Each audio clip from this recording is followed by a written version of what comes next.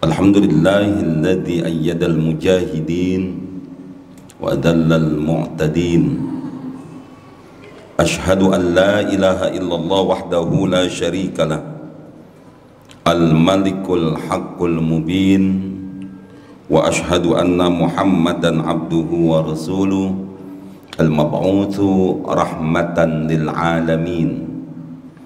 Allahumma salli wa sallim wa barik ala sayyidina Muhammadin wa ala alihi wa ashabihi ajma'in, amma ba'du. Faya ayyuhalladzina amanu ittaqullaha haqqa taqwah washkuru farrabihu man syakara, asghilu alsinatakum bidzikrihi fassa'idu man dzakara. Ma'asyiral muslimin rahimakumullah, puja puji syukur sembah sujud taat setia tunduk takluk hanya milik Allah subhanahu wa ta'ala, penguasa tunggal, pengatur kerajaan langit dan bumi yang kekuasaannya tak berujung dan tiada bertepi. Bersyukur kita masih senantiasa diberikan nikmat kepada Allah yang tidak tertandingi. Semoga kita menjadi hamba Allah yang bersyukur atas nikmat Allah yang diberikan kepada kita. Salawat terangkai salam kita sampaikan kehariban penghulu alam, Nabi yang telah dibesarkan oleh Zat yang maha besar, yang diagungkan oleh Zat yang maha agung, Nabi kita Muhammad sallallahu alaihi wasallam. Kita berdoa semoga kita menjadi hamba Allah yang istiqomah dan menjadi pengikut Rasulullah yang akan mendapatkan syafaat di yaumil qiyamah. Amin ya rabbal alamin.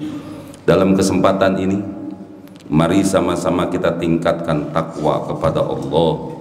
Mudah-mudahan dengan meningkatnya takwa, meningkat kemuliaan kita di sisi Allah subhanahu wa ta'ala. Amin ya rabbal alamin. Jamaah yang dimuliakan Allah subhanahu wa ta'ala, di dalam hadis Rasulullah sallallahu alaihi wasallam dijelaskan, ketika seseorang sudah mulai mempunyai dua sifat maka akan lemah keimanannya. Yang pertama karahatul maut, yang kedua hubbud dunya. Ketika dia takut kepada kematian dan dia sangat cinta kepada dunia. Saat itu jamaah yang dimuliakan Allah, manusia bisa akan mempergunakan segala cara dan dia runtuhkan keimanannya hanya karena takut kematian dan hanya karena cinta kepada dunia. Ketika kita takut dengan kematian digambarkan di dalam Al-Quran, pun seandainya kita lari ke sebuah tempat yang kecil, maka kematian akan datang menjemput orang itu. Artinya ketika bicara tentang kematian, tidak ada satu orang pun yang mampu untuk bisa menghalaunya. Tapi yang jadi masalah ketika hubbud dunia, cinta kepada dunia. Karena dari sini akan terjadi perbuatan yang tidak baik. Dari sini akan terjadi pembunuhan. Dari sini akan terjadi pengkhianatan. Dari cinta kepada dunia yang berlebihan akan terjadi fitnah dan lain sebagainya. Maka hadirin yang dimuliakan Allah subhanahu wa ta'ala, apa sih sebetulnya indikator orang cinta kepada dunia, sehingga kita bisa melihat bahwa orang ini cinta kepada dunia yang terlalu berlebihan sampai kemudian jamaah yang dimuliakan Allah dipergunakan segala cara untuk mencapai dunia itu.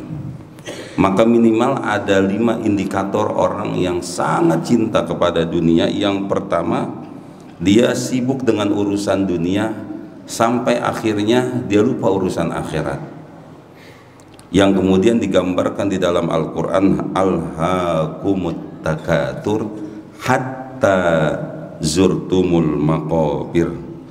Berbangga-bangga dalam memperbanyak dunia telah melalaikanmu, hatta zurtumul maqabir, sampai kamu masuk ke dalam kubur.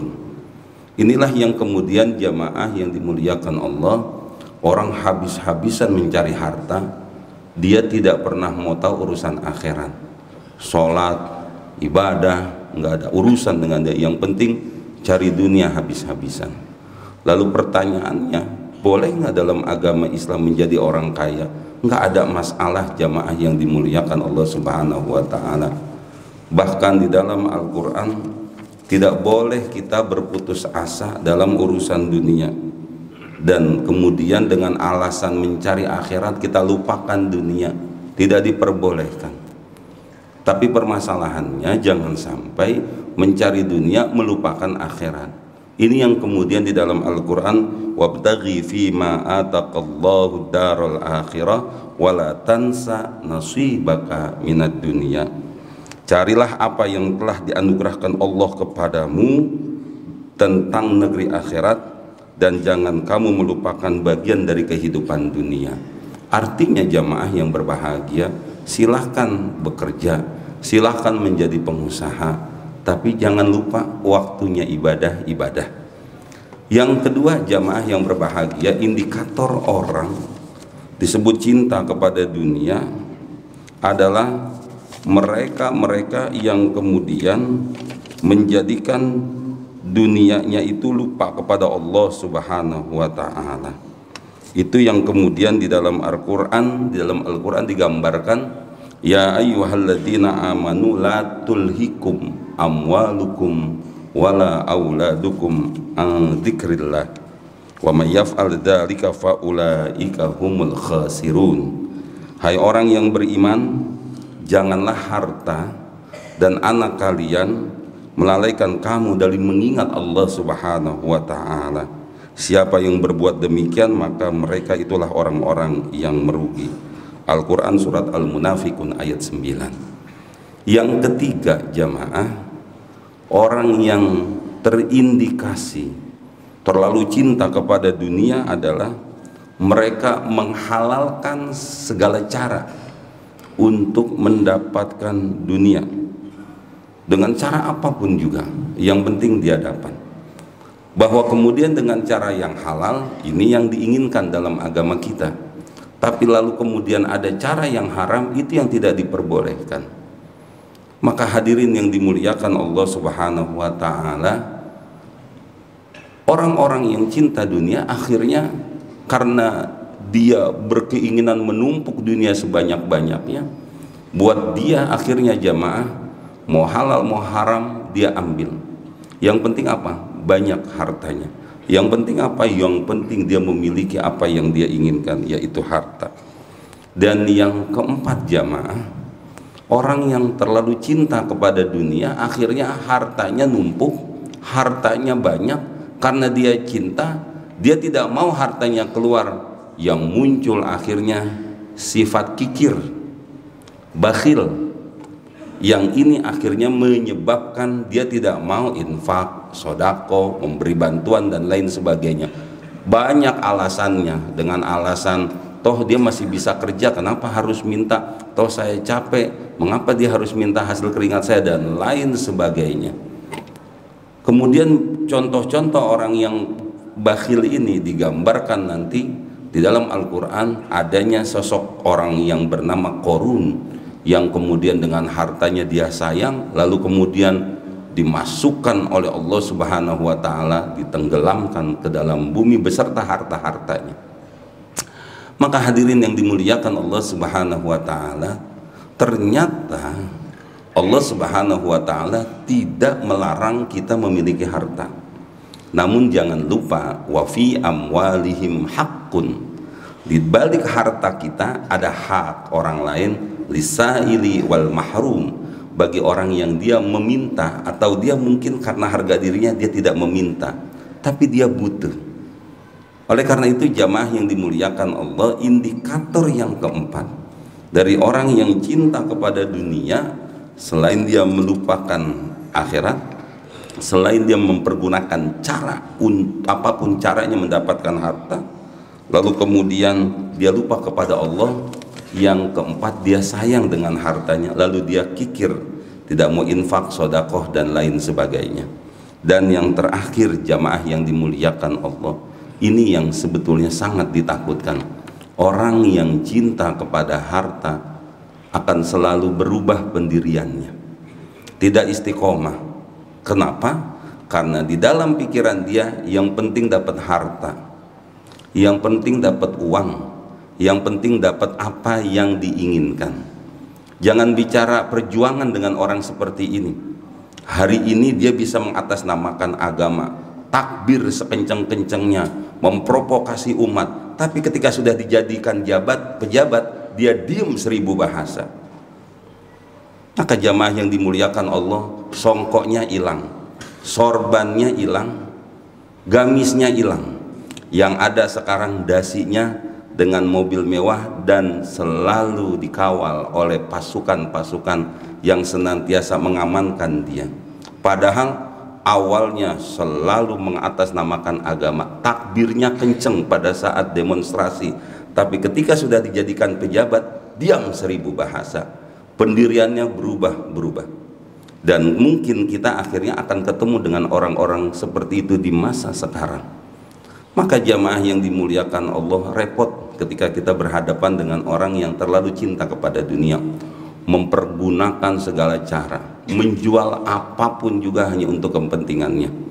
Maka hadirin yang dimuliakan Allah Subhanahu wa ta'ala, inilah 5 indikator orang cinta kepada dunia. Oleh karena itu, akhirnya kita bisa mengetahui bahwa dalam agama kita tidak dilarang untuk mencari harta, tidak dilarang untuk mencari keinginan duniawi, tidak dilarang untuk mencari kehidupan dunia sebanyak-banyaknya. Dengan syarat jamaah yang dimuliakan Allah, cari dengan cara yang benar. Jangan pernah kita menjadi orang yang bakhil dengan harta yang kita miliki. Lalu kemudian jamaah, jangan kemudian kita mempergunakan segala cara untuk mendapatkan harta itu.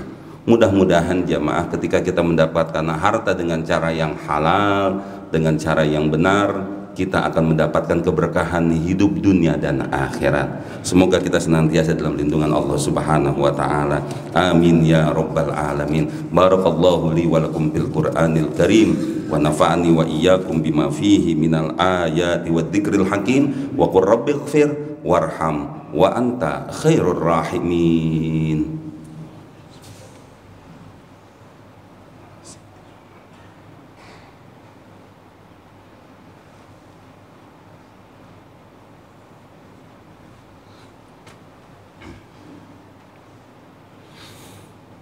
Alhamdulillahi hamdan kama amar. Ashhadu an la ilaha illallah wahdahu la syarikalah, irghaman liman jahada bihi wa kafar. Wa ashhadu anna Muhammadan abduhu wa rasuluh, sayyidul insi wal bashar. Allahumma salli wa sallim wa barik ala sayyidina Muhammadin wa ala alihi wa sahbihi, mattasalat ainun binazar wa udunun bi khabar. Amma ba'du, faya ayuhan nas ittaqullaha ta'ala wa darul fawahisha ma zahara wa ma batan, wa hafizu ala ta'ati wa huduril jum'ati wal jama'ah, wa alamu anna allaha amarakum bi amrin bada'a bi nafsi wa tanna bi malaikatil musabbihati bi qudsi faqala ta'ala walam yazal qailan alima. Innallaha wa malaikatahu yusalluna 'alan nabi ya ayyuhalladzina amanu sallu 'alaihi wa sallimu taslima. Allahumma salli wa sallim wa barik ala sayyidina Muhammadin wa ala ali sayyidina Muhammad warda anil khulafa'ir rasyidin Abi Bakrin wa Umar wa Utsman wa Ali wa anit tabi'in wa man tabi'ahum bi ihsanin ila yaumiddin wa alaina ma'ahum bi rahmatika ya arhamar rahimin. Allahumma ighfir lil mu'minina wal mu'minat wal muslimina wal muslimat al ahya'i minhum wal amwat bi rahmatika ya arhamar rahimin. Rabbana atina fid dunya hasanah wa fil akhirati hasanah wa qina adzabannar. Ibadallah, innallaha ya'muru bil adli wal ihsan wa ita'idil qurba wa yanha 'anil fahsya'i wal munkari wal baghi ya'idukum la'allakum tadhakkarun wa la dzikrullahi akbar.